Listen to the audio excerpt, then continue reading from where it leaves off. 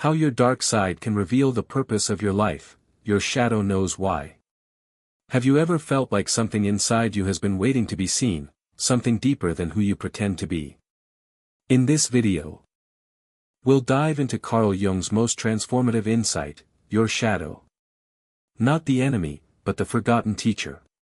Through soft storytelling and profound psychology, you'll discover why true freedom doesn't come from erasing darkness, but from integrating it. We'll explore how the masks you wear, the fears you bury, and the pain you avoid are not signs of failure, but invitations to return home to your real self. Stay with us. Your soul has something to remember. There's something inside you that hasn't been named. Have you ever felt like you were living a stable life, yet not truly present in it?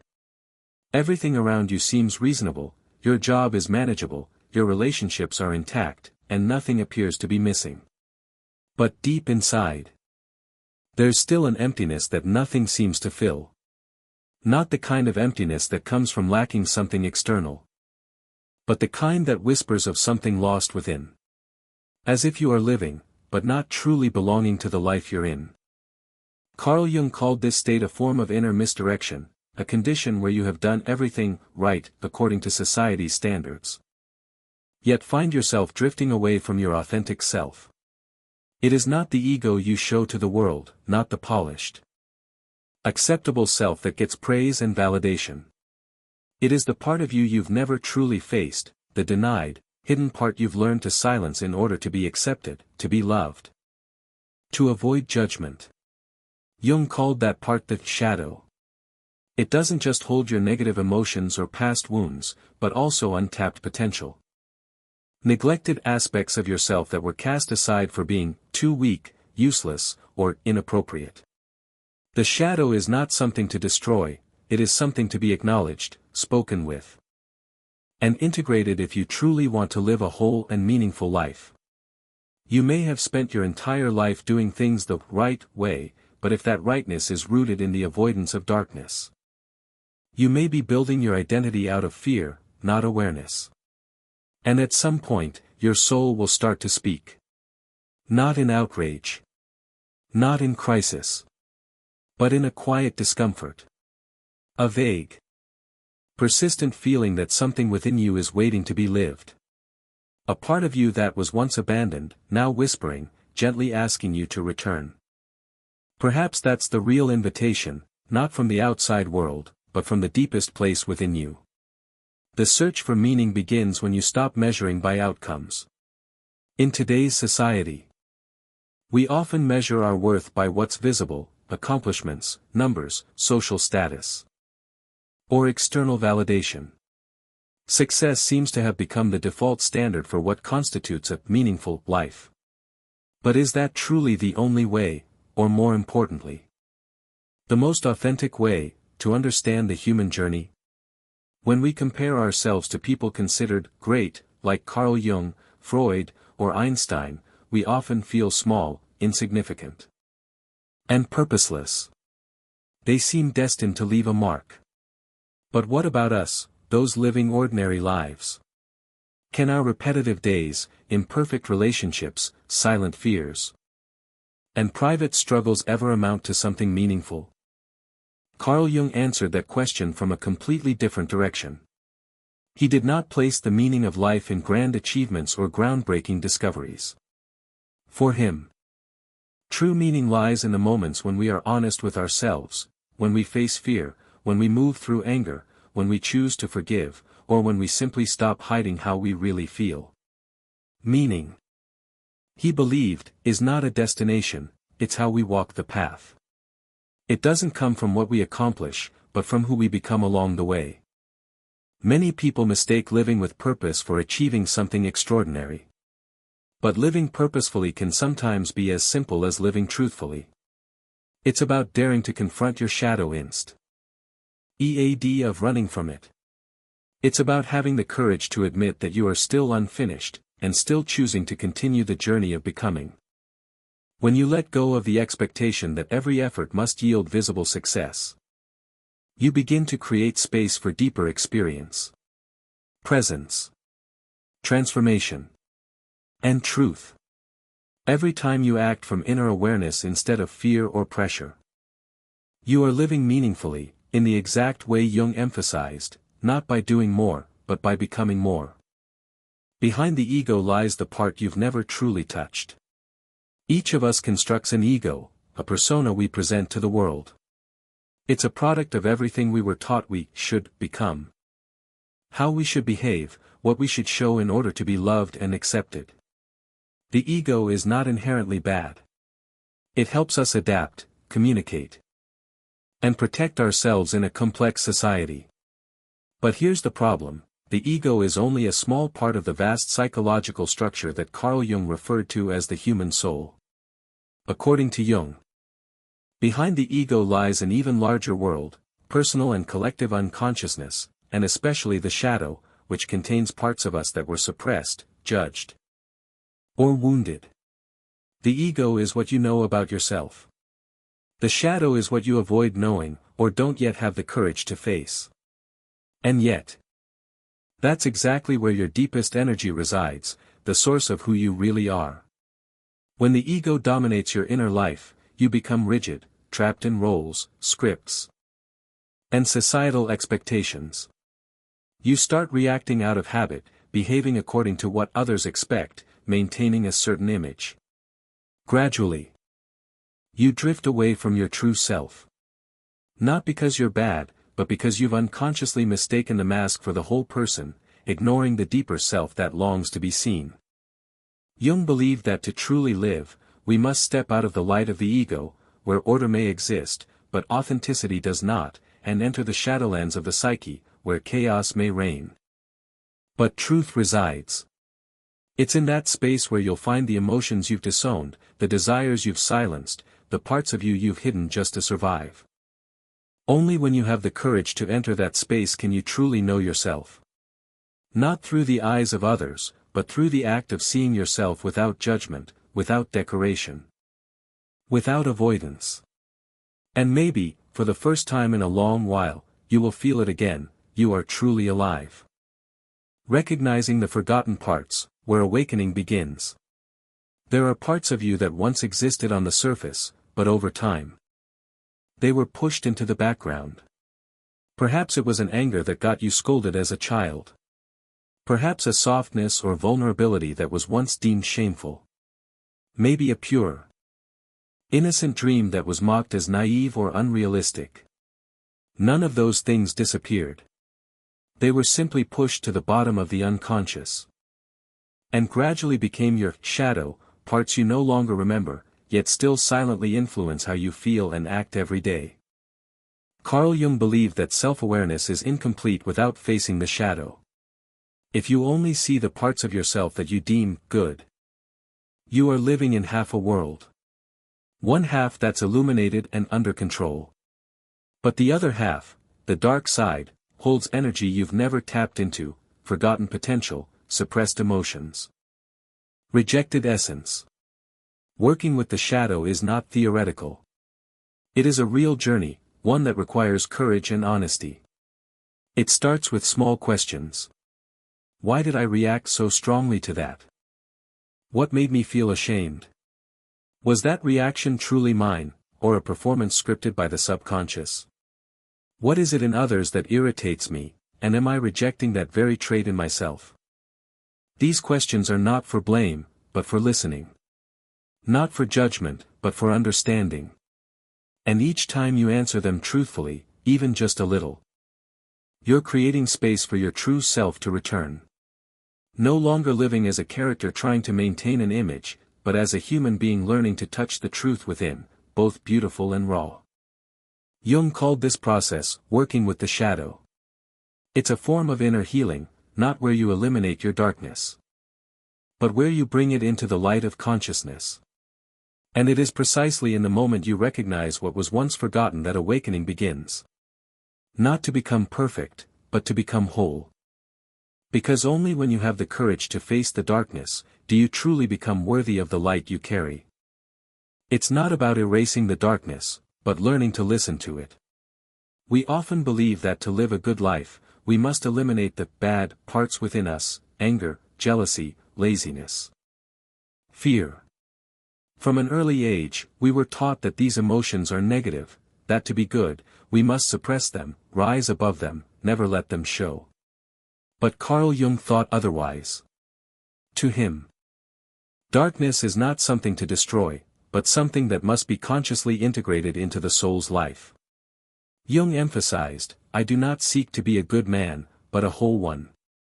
So, working with darkness is not a process of purification, but of acknowledgement. When you recognize the anger, envy, or fear within you, you no longer fall victim to them. You begin to have a dialogue with them. Conversely, when you attempt to hide, repress, or deny these emotions, they don't disappear. They sink into the unconscious and resurface when you're most vulnerable, when you're tired, stressed, or overwhelmed. The person who never appears angry is often the one who erupts the most violently. The one who constantly suppresses weakness may be the first to collapse when life falls apart. What's rejected in the dark always finds a way to speak. So what's the healthier approach? It's listening. Instead of pushing darkness away, take time to observe your reactions. Write them down. Meditate. Ask yourself, what exactly made me angry? Was this reaction truly mine? Where might it be rooted in my past? When you dare to look at your emotions instead of running from them, you're slowly opening the door to inner freedom. You'll realize, anger is not always destructive, it may be a boundary calling for protection. Laziness isn't always weakness, it can be the mind's defense against exhaustion. Fear isn't always a block, it may signal a lesson you need to face. The darkness within you didn't come to destroy you. It exists to help you understand who you truly are, so that you don't just live in partial light, but in the fullness of human experience, rich, contradictory, and real. Are you seeing others, or just projecting what you haven't accepted? Have you ever felt an intense sense of irritation or anger toward someone's small behavior?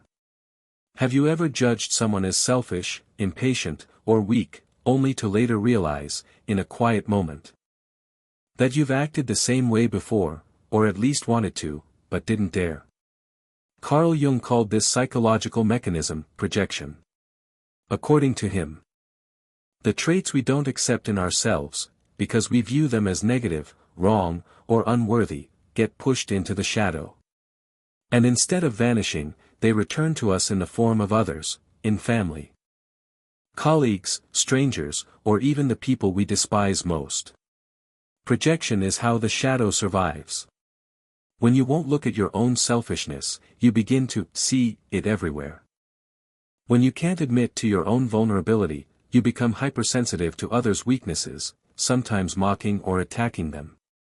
When you haven't accepted your own laziness, you feel irrational anger toward those who allow themselves to rest. Recognizing projection is not easy, it's subtle. But in those moments when your reaction feels too intense, too exaggerated, you have a chance to turn inward and ask, why am I so upset by this? What exactly do I despise? And does this quality also live in me, even just a little?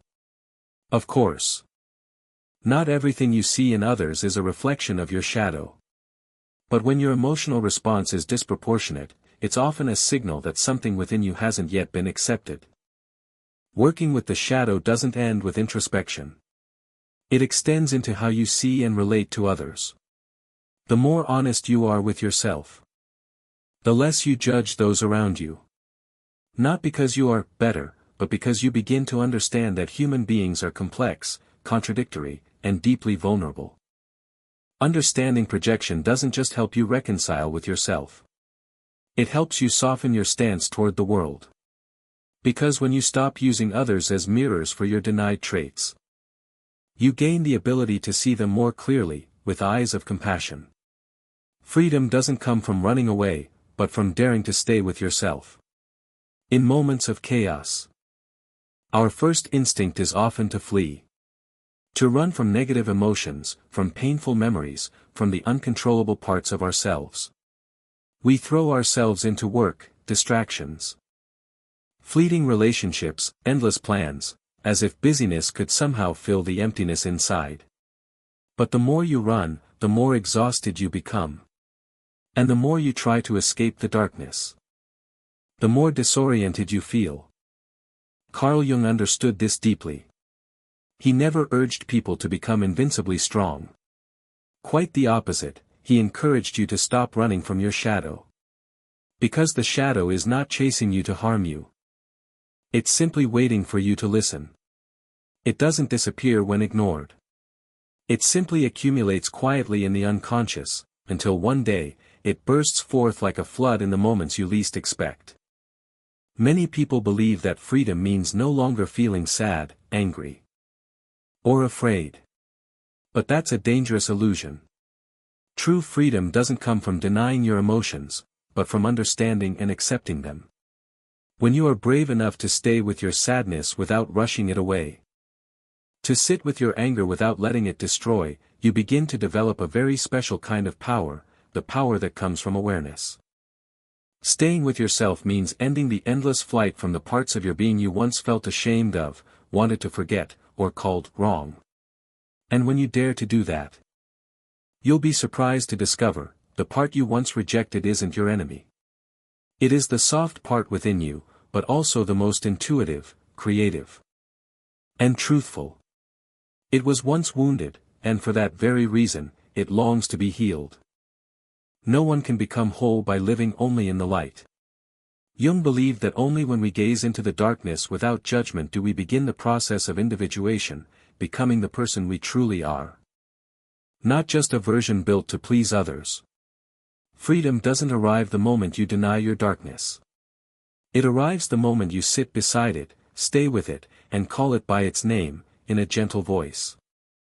Action doesn't wait for safety, it begins with an honest step. Many people think they must wait until they no longer feel fear, doubt, or uncertainty before they can act. They wait for absolute readiness, for inspiration, for the perfect conditions. But the truth is, if you wait for complete certainty, you'll never move at all. Because in the inner journey, certainty almost never comes before the first step. Carl Jung believed that the meaning of life isn't found in what you think, but in what you do. You can reflect, contemplate, and analyze for years, but if you never put that insight into action, you're still standing outside the doorway of transformation. The journey of facing your shadow and knowing yourself more deeply is not a closed loop within the mind. It is a living process, one that requires you to touch life with your own hands. No one emerges from the darkness through awareness alone. There must be action, small, slow, trembling perhaps, but real. You want to write a book, but wait for inspiration. You want to heal a wound, but wait until the pain is gone.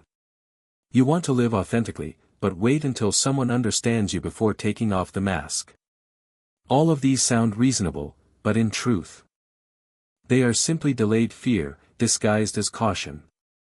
Fear of rejection. Fear of judgment. Fear of being hurt. Absolute safety doesn't exist. But a single honest act, however small, always carries the power to open the path. It could be a heartfelt journal entry, a conversation you've been avoiding, a time you say no instead of automatically saying yes, a long-held desire you finally dare to begin. Those moments, imperfect, unclear, yet true, are where you start to touch your real life. Not the ideal life. Not the curated one. But the life that breathes, with all its light and shadow inside you. Because sometimes, awakening doesn't come from a blinding moment of clarity. It comes from a single honest step, taken while your hands are still shaking. But you step. And that is where the true journey begins. Don't run from fear, it's where transformation begins. Fear is one of the most basic human emotions. It's tied to survival, helping us avoid danger, detect risk, and protect ourselves from harm. But if not recognized and transformed, fear becomes an invisible chain that binds your inner life. It causes you to shrink, suppress emotions, delay dreams, and live a half-life, safe but drained of vitality. Carl Jung didn't deny fear. He never said you must become fearless. On the contrary, he emphasized, the place you fear most is often where your real task lies. It's rarely an accident that something terrifies or intimidates you. In many cases, fear appears at the boundary between who you are now, and who you're being called to become. You may fear rejection, so you don't speak your truth. You may fear failure, so you never begin the thing you truly long for. You may fear being seen, so you build a perfect image and live apart from your real self. But here's the paradox. Fear doesn't disappear when avoided. It just sinks deeper, grows stronger, and comes back in the moments when you have the least control. Jung encouraged us to approach fear actively, not by recklessly throwing ourselves into danger, but by sitting with ourselves and asking, what exactly am I afraid of? What's the worst that could happen? If it does happen, do I have the strength to face it? When you face fear with a clear, conscious mind, you begin to strip away its power. Not because fear vanishes, but because you are no longer the one being unconsciously ruled by it. Courage isn't the absence of fear. It's the act of moving despite fear still being present. Inner transformation never begins where you feel comfortable. It begins where you tremble, but step forward anyway. And then, you may realize, the thing you fear most could be the doorway to the strongest part of you. The part you once rejected. But that has always been waiting for you to come home. You can't understand light until you've faced darkness. In the spiritual life, everyone longs for the light, moments of peace, success, love, and understanding. But there's a subtle paradox that Carl Jung often emphasized. You cannot truly appreciate the value of light if you've never faced darkness. Not because darkness is beautiful in itself, but because it is necessary for you to grasp what light truly means. If everything in life always went smoothly, you would gradually lose the ability to feel life deeply. Light would no longer move you to tears, because you would have never known what it means to be lost. A person who has never experienced loneliness can hardly understand the depth of connection. A soul that has never been wounded rarely appreciates the value of healing. Jung never romanticized pain. He simply pointed out a truth. Darkness is an essential part of becoming whole. It is not just a refuge for wounds, it is where you learn the most important lessons, about your limits, your instincts, raw truth, and ultimately, about yourself. You may have fallen before. You may have gone through a time when the light seemed to vanish. Mistakes, losses, the things you wish no one ever knew, all of it may have led you to believe that darkness must be completely erased. But in reality, that is impossible. No one walks through life without carrying a few gray zones within their soul. The point is not to eliminate the darkness, but to look straight at it, to see that even in the darkest moments, something is quietly transforming, a new resilience, a new awareness, a gentler relationship with yourself. Because when you stop trying to be someone who only lives in the light, you begin to live as a whole human being. And in that moment, the light becomes more real than ever, not a blinding glow, but a soft flame you ignite yourself, after a long night spent being honest with your own darkness. Old cracks help you see yourself more clearly. There are wounds we once wished we never carried. Mistakes, failures, decisions that cost us someone, or ourselves. In those moments, all we see is brokenness. We see ourselves as weak, ugly, not enough. But Carl Jung offered us another perspective. It is through the cracks that the light can enter. When life is going smoothly, we rarely pause. We keep moving, driven by habit and expectation. But then, something breaks. A plan collapses. A person walks away. A dream falls apart. And in that precise moment, We are forced to stop, not to judge, but to ask, what part of me have I neglected for too long? Jung believed that psychological growth doesn't come from avoiding failure, but from learning through it. What has hurt you may also be what teaches you the deepest lessons, about boundaries, about value, and about compassion for yourself. You wouldn't know how much patience you need until you've faced deep disappointment. You wouldn't know how strong you are until you've been pushed to your breaking point. Cracks don't make you less worthy. They make you more real. Sometimes, it's through a single failure that you finally let go of something that was never really you. Sometimes, one moment of pain makes you realize that it's time to listen to your inner world instead of chasing the noise outside. Don't deny what you've been through. Don't call it meaningless. Because perhaps, that fall was the moment you stopped performing. The moment you stopped being perfect. The moment you started living honestly, and living awake. And when you look back, you'll see. Every crack that once hurt now helps you see yourself more clearly.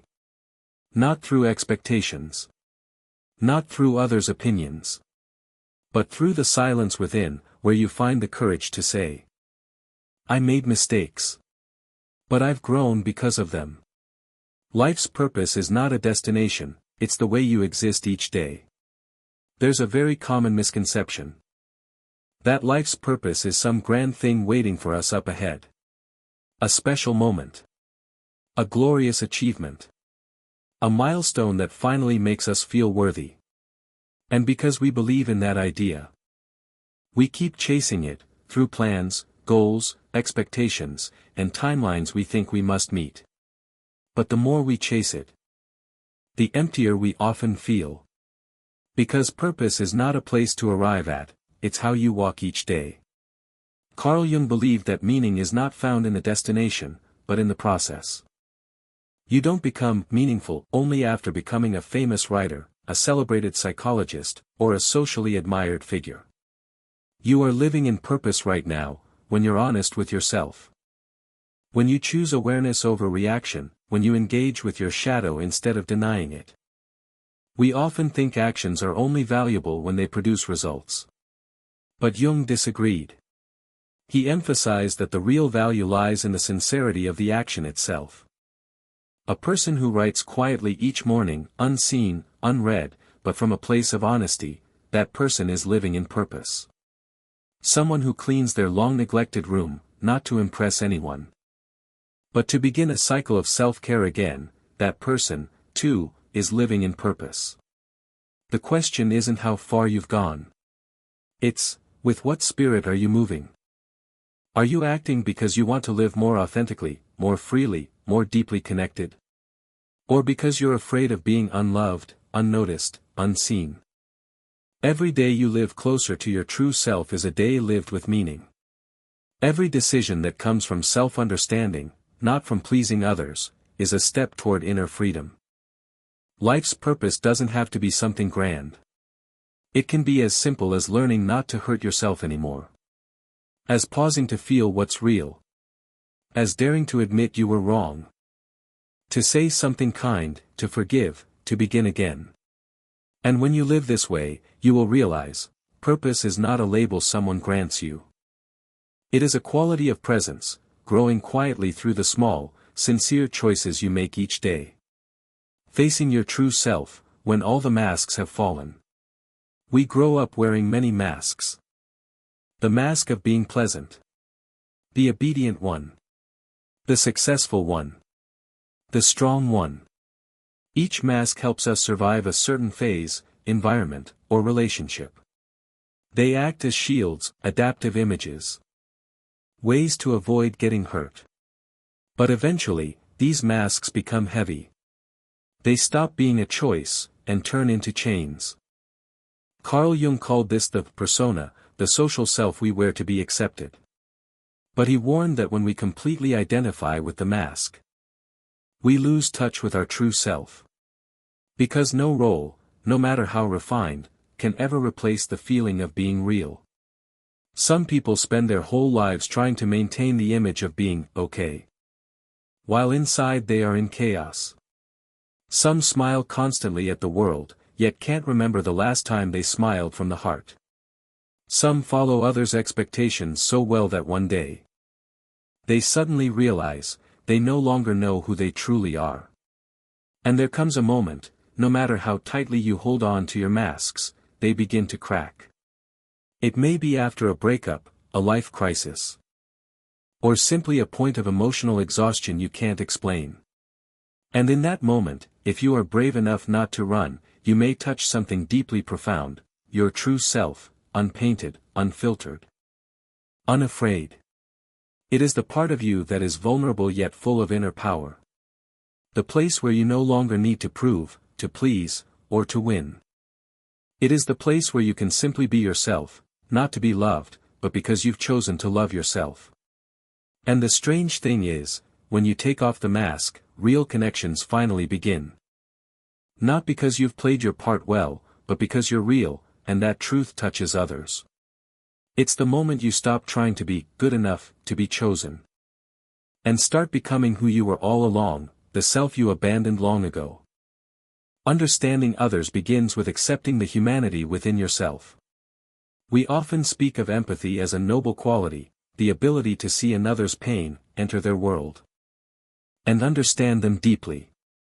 But Carl Jung pointed out a challenging truth: you cannot truly understand others until you've faced the complex humanity within yourself. If you've never accepted the selfishness in you, you'll be quick to judge others as selfish. If you've never allowed yourself to feel sadness, you'll feel irritated by those who express theirs. If you've always denied your own vulnerability, you'll struggle to be gentle with someone else's weakness. Accepting yourself, not just the lovable parts, but also the untamed, unseen aspects, is the first foundation for truly understanding another. Not through logic, but through inner experience. I've been there. That's in me, too. I understand. Because I've wrestled with the same emotions. Jung called this process reverse projection, when you stop using others as screens for your own shadow, and instead turn inward to see yourself as a human being still learning and growing. You begin to realize, we are all unfinished versions. No one is complete. No one can truly understand another just by looking from the outside. Deep empathy doesn't begin with kindness. It begins with honesty, with yourself. When you dare to face the human parts within you, your selfishness, your anger, your contradictions, your weakness, you stop demanding that others always be rational, strong, or flawless. You begin to see them as whole people, with their own journeys, their own wounds, and their own fears. And at that point, relationships are no longer about control, explanation, or fixing each other. They become companionships, between two souls who are both healing. Because understanding others has never been about analyzing them. It begins with understanding yourself, and no longer punishing yourself for once being imperfect. Psychology is a mirror, not to make you perfect, but to make you real. Many people come to psychology as if looking for a tool to fix themselves. As if something inside them is broken, needing to be corrected. They study emotional regulation, healing trauma, reshaping behavior, with the hope that with enough knowledge and effort, they'll become a perfect version of themselves.